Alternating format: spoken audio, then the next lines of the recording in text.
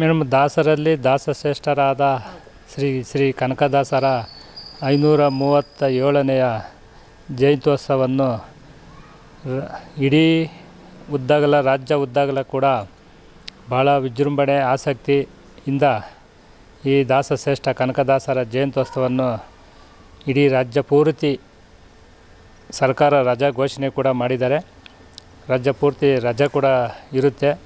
ಎಲ್ಲ ಸಮುದಾಯಗಳು ಕೂಡ ಬರೀ ಕುರುಬ ಸಮಾಜಕ್ಕೆ ಸೀಮಿತವಾಗಿಲ್ಲ. ಕನಕದಾಸರು ಎಲ್ಲ ಸಮುದಾಯಗಳು ಕೂಡ ಸೇರಿ ನಾಳೆ 537ನೇ ಕನಕ ಜಯಂತ್ಯೋತ್ಸವವನ್ನು ಭಾಳ ಸಂಭ್ರಮ ಸಡಗರದಿಂದ ಒಂದು ನಾಡಹಬ್ಬವನ್ನಾಗಿ ಆಚರಣೆ ಮಾಡ್ತಾಯಿದ್ದಾರೆ. ನಾನು ಎಲ್ಲ ಸಮಸ್ತ ನಾಗರಿಕ ಬಂಧುಗಳು ಕೂಡ ಕನಕ ಜಯಂತ್ಯೋತ್ಸವ ಶುಭಾಶಯಗಳನ್ನು ಹೇಳ್ತೀನಿ. ಮತ್ತು ಎಲ್ಲ ಸಮಾಜದ ನಾಗರಿಕ ಬಂಧುಗಳಿಗೂ ಕೂಡ ನಾಳೆ ಕನಕ ಜಯಂತ್ಯೋತ್ಸವ ಶುಭಾಶಯಗಳು ಕೂಡ ನಾನು ಹಾರೈಸ್ತೀನಿ.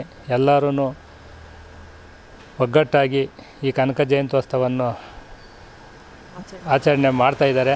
ಎಲ್ಲರಿಗೂ ನಾನು ಶುಭ ಕೋರ್ತಾ.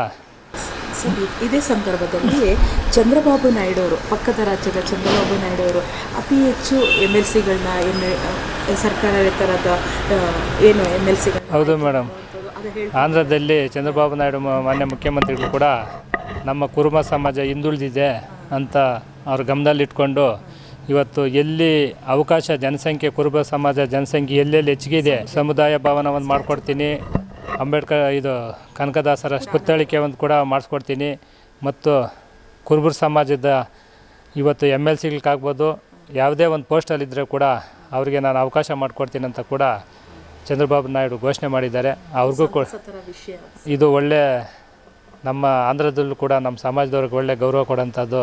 ಚಂದ್ರಬಾಬು ನಾಯ್ಡು ಅವರು ಕೂಡ ನಾನು ಶುಭವನ್ನು ಹಾರೈಸ್ತೀನಿ. ಎಲ್ಲ ಸಮಾಜದ ಮುಖಂಡರುಗಳಿಗೂ ಕೂಡ ದೇವರ ಆಯುಷ್ಯ ಆರೋಗ್ಯ ಕೊಟ್ಟು